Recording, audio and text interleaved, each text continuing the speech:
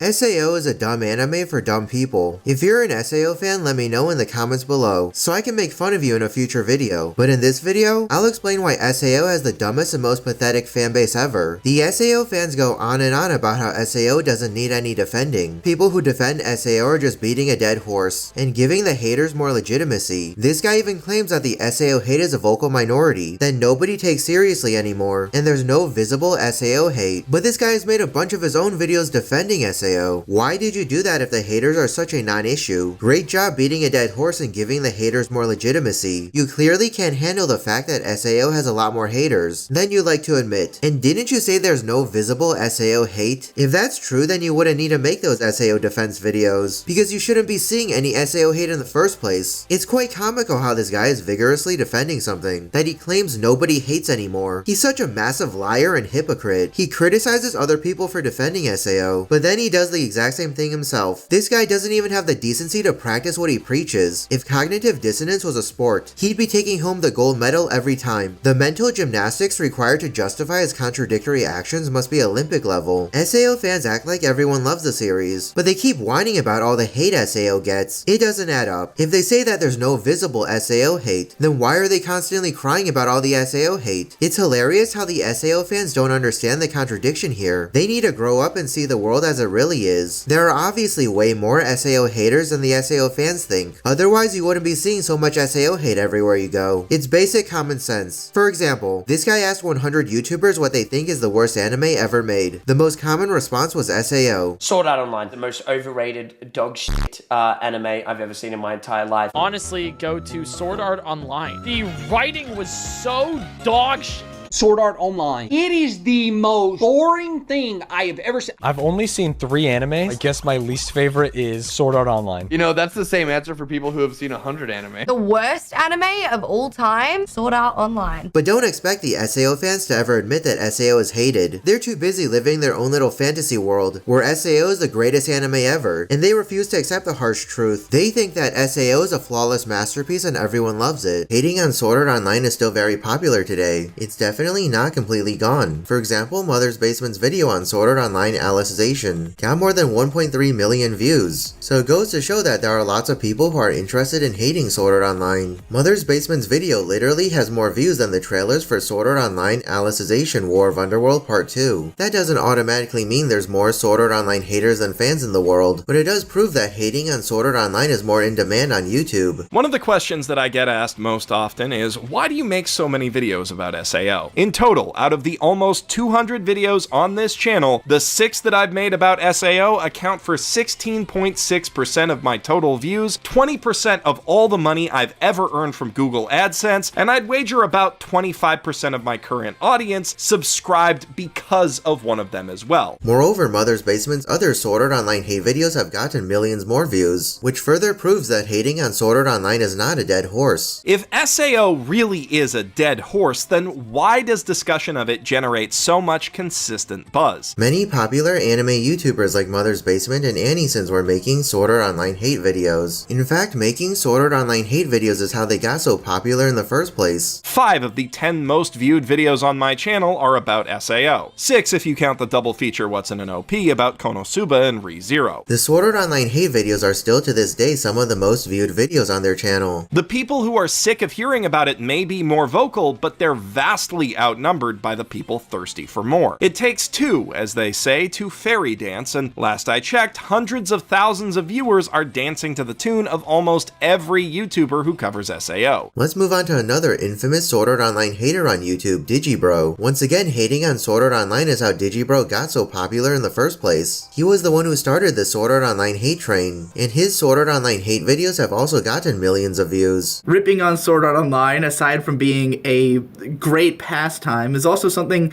that I'm kind of known for. Digibro's recent Sword Art Online hate videos aren't nearly as popular, but they're still getting about 100,000 views, so there's still a good number of people eager for more Sword Art Online hate. It's not 0 views. This once again shows that hating on Sword Art Online is not a dead horse. People were saying that Sword Art Online always had a good reputation, and it topped anime charts and character rankings every single week, but the thing is, those all happened in Japan, and it wasn't on the internet either. Sword Art Online's reputation among Western audiences is is much different. I already did a video on that exact topic, explaining why people in Japan love Sword Art Online but everyone else hates it. However, the guy said that Sword Art Online is the anime that receives almost the highest number of upvotes every single week on the anime subreddit week upon week, which is true, but the thing that this guy doesn't understand is that there's not a lot of competition at the moment. There's not many other popular anime airing this summer 2020 season, so of course an already established brand like Sword Art Online would rank among the top. It's not because Sword Art Online isn't hated, it's because people don't have a lot of choices to pick from. Sword Art Online still receives a lot of hate on a daily basis. Literally go on the anime subreddit, and you can consistently see people asking why Sword Art Online is so hated, or why Sword Art Online gets so much hate. The people are asking these kinds of questions because they're probably new to Sword Art Online, and they personally liked it, but they were surprised to find out that it mostly gets a negative reception on the internet. If hating on Sword Art Online was such a dead horse, then this wouldn't be the case, would it? But in the end, it's a lost cause, because the majority of Sword Art Online fans have accepted the hate. They don't care about defending the series because the haters aren't going to change their misinformed opinions. I wonder how it got to this point. Oh yeah, it's because the Sword Art Online fans never bothered to speak up. The Sword Art Online fans let the haters win. I don't really get it. Ignoring the problem doesn't make it disappear. The Sword Art Online fans say that they don't bother to speak up and defend the series because other people won't listen and it won't change anything. But that's not true. There are plenty of times where fans speaking up change things for the better. Look at what happened with the Sonic the Hedgehog movie. The first trailer came out and people were very unhappy about Sonic's character design. They spoke up and the studio listened to them. The studio then spent millions of dollars and improved Sonic's appearance in the end. Another example would be Justice League. Fans didn't like the theatrical version of the movie, so they spoke up and asked for Zack Snyder's cut of the movie. As you can see, speaking up will make a difference and change things, but I guess burying your head in the sand is much easier. So the Sword Art Online fans are going to be lazy and do that instead. You can either accept your reality or fight for a better one, and it seems like the Sword Art Online fans have accepted the hate. They don't want the situation to get any better. The Sword Art Online fans are so sad and pathetic. You know, I think I figured out why the Sword Art Online fans don't speak up. It's because they can't come up with any convincing counter-arguments, so their only option is to shut up and stay quiet. That's the real reason why the Sword Art Online fans prefer to ignore the hate. The Sword Art Online fans aren't smart enough to refute and debunk the haters. In fact, I bet most Sword Art Online fans can't even explain in words why they like Sword Art Online. That's why you almost never see anyone saying anything positive about the show. It makes sense why there's so much Sword Art Online hate today. Most of the Sword Art Online fans don't speak up, so it's mainly only the Sword Art Online haters voicing their negative opinions about the anime. The few Sword Art Online fans who do speak up are constantly harassed and oppressed by the other Sword Art Online fans, so they don't bother speaking up anymore either. It's a vicious cycle and it won't get any better. This just confirms that the Sword Art Online fanbase is terrible. I honestly respect the Sword Art Online haters a lot more than the Sword Art Online fans. At the very least, the Sword Art Online haters aren't attacking and harassing other people who share the same opinion as them. I guarantee the Sword Art Online haters are only getting hate from the Sword Art Online fans, not the other Sword Art Online haters. I really don't know what's wrong with Sword Art Online fans. Can you find any other anime where fans of that particular anime are actively oppressing and persecuting someone trying their best to defend the series? I highly doubt such a thing exists. This goes to show that the Sword Art Online fanbase is atrocious. I do find the whole situation to be very ironic though, because the Sword Art Online fans completely missed the point. One of the major themes in Sword Art Online is never giving up. Did Kirito ever stop trying to rescue Asuna during the fairy dance arc? No, he kept going. In War of Underworld, did the Human Empire just allow the Dark Territory to invade them? No, they fought with all their might. During the fight against Quinella, did Kirito accept defeat and let Quinella win? No, even when the situation seemed hopeless, Kirito still continued to fight. The lesson you're supposed to learn from watching Sword Art Online is that you should always keep fighting for what you believe in. The Sword Art Online fans are not intelligent enough to even understand the show's themes. Most of the Sword Art Online fans think that if they stay quiet and ignore the hate, it'll just magically disappear. Another thing I see quite often is that Sword Art Online fans will usually say stuff like, "Oh, Sword Art Online isn't that bad. It's much better than blank." Or, "There's much worse anime than Sword Art Online out there, like blank." Once again, stop doing this. Just because there are worse anime than Sword Art Online in existence, it doesn't mean that Sword Art Online is any better or worse because of that. Everything should just stand on its own. It shouldn't be compared to other stuff. It's the same mistake that people make whenever a movie is remade or rebooted. People will inevitably make comparisons to the original, and most of the time the remake or reboot won't be as good as the original, and people will just use that as a reason on why the movie is bad, instead of just judging the movie on its own flaws and merits. For example, I really enjoyed the recent 2019 Aladdin live-action remake, mainly because I didn't compare it to the original 1992 animated Aladdin movie. If I did, then it obviously wouldn't be able to come close. Same thing applies here. You can always find worse examples of something, but but it doesn't change the quality of that particular thing. For instance, if I liked Batman v Superman Dawn of Justice, then I could say that it's the best superhero movie ever. It's so much better than Catwoman, Fan Four Stick, and Batman and Robin. But do you see what I did there? I just compared Batman v Superman Dawn of Justice with the worst superhero movies ever made. That doesn't mean Batman v Superman Dawn of Justice is the best superhero movie ever made. It simply means that there are worse superhero movies out there, which again doesn't change the actual quality of that specific movie. Something I typically see is that Sword Art Online fans will usually come up with tons of petty excuses as to why someone else doesn't like the show. You're just hating on it because it's popular, or you didn't pay any attention while watching Sword Art Online. Stop doing this. If someone doesn't like Sword Art Online, then they're not going to change their mind because you say these kinds of things to them. Instead of coming up with excuses, just accept the fact that not everyone likes Sword Art Online, and there's nothing wrong with that. Everyone has different opinions, and they're not always going to agree with you every single time. What do you think about this video? Do you agree with what I said? Why or why not? Let me know your opinion in the comments below. Do you think that hating Sword Art Online is a dead horse? And that's all I have to say for now. But I've definitely got a lot more complaints and criticisms about the Sword Art Online fanbase though, so you can certainly expect to see many more rant videos in the future. Don't waste your time on SAO. It's a garbage anime for 5-year-olds. The writing sucks, the characters are dull as dirt, and the story is about as interesting as watching paint dry. If you want something actually worth your time, check out The Trial of the Chicago 7. I'll give you my thoughts on the movie and break down the ending for you. The Trial of the Chicago 7 is a 2020 American legal drama movie. In this video, I'll explain the ending, as well as what happens to the real characters after the trial. Let's get started. So at the end, we see how Tom stands up and starts reading the names of the 4,752 US troops who have died in the Vietnam War since the trial began. The judge tries to maintain order in the courtroom, but nearly everyone there stands up and supports the defendants. Finally, the movie ends with text on the screen that tells us some more information. First of all, Abby Hoffman, Tom Hayden, David Dellinger, Jerry Rubin, and Rennie Davis were found guilty of incitement to riot and sentenced to 5 years each in federal prison. The verdict was reversed by the 7th Circuit Court of Appeals, and a new trial was ordered. The U.S. attorney declined to retry the case. While the trial of the Chicago 7 is based on a real event, it does change a lot of things for the sake of the story. For example, in real life, Tom Hayden did not actually read out nearly 5,000 names. What really occurred is that the white defendants used their statements to criticize the figures in their own trial and the way that the black defendants were treated. So, what happened to the people after the trial? Let's start with Abby Hoffman. At Woodstock in 1969, he interrupted a performance by The Who to speak out against John Sinclair's jailing. In 1979, Hoffman published a book called Steal This Book, which exemplified the countercultures of the 60s. The book sold more than 250,000 copies. Next up, Tom Hayden. He would later go on to marry actress Jane Fonda, and the two had one child together, Troy Garrity. Hayden also founded the Indochina Peace Campaign, which was active from 1972 to 1975. Hayden also had a career in politics. He served the California State Assembly from 1982 to 1992, and the State Senate from 1992 to 2000. Hayden passed away on October 23, 2016, at the age of 76. Afterwards, there's Bobby Seale. He ran for mayor of Oakland, California in 1973, but lost. In 1988, Seale wrote an autobiography called A Lonely Rage. In 1998, he appeared on the TV documentary series Cold War, which discussed events that happened during the 1960s. He also taught Black Studies at the Temple University in Philadelphia. Seale is still alive today, and he's currently 83 years old. Now let's take a look at David Dellinger. Dellinger taught at Vermont College for 2 years. He was also awarded the Peace Abbey Courage of Conscience on September 26, 1992, for his lifelong commitment to pacifist values. In 2001, Dellinger led a group of activists from Montpelier, Vermont to Quebec City to protest a conference that planned to create a free trade zone. Dellinger died in 2004 at the age of 88. Following that, there's Jerry Rubin. He was an early investor in Apple and became a multi-millionaire by the end of the 1970s. Rubin also attended Abby Hoffman's funeral in 1989. On November 14, 1994, Rubin was hit by a motorist and was taken to the UCLA Medical Center. He died of a heart attack 2 weeks later at the age of 56. Then there's Rennie Davis. He became a follower of Guru Maharaj Ji in the early 1970s and was a spokesperson at the Millennium 73 event organized by Divine Light Mission. Davis later became a venture capitalist and lecturer on meditation. He's still alive today and is currently 79 years old. Let's move on to John Freundes. He taught chemistry at Goddard College. Freundes was later named director of UCLA's Occupational Health Center in January 1990. He also also served as the chair of the California Scientific Review Panel on toxic air contaminants for nearly 30 years. Freund retired in 2011, but he's still alive today and is currently 81 years old. Last but not least, Lee Weiner. He taught sociology at Rutgers University, but his teaching contract was not renewed after he made a joke about starting a new communist party in New Jersey at Bobby Seale's birthday party. Weiner later wrote a memoir called Conspiracy to Riot: The Life and Times of One of the Chicago Seven. He's still alive today and is also currently 81 years old. What did you think of the trial of the Chicago Seven? Let me know your opinion in the comments below. I personally thought it was decent. Well, that's it for this video. If you enjoyed it, make sure to subscribe so you never miss a future upload. Thanks for watching, I'll see you in the next video.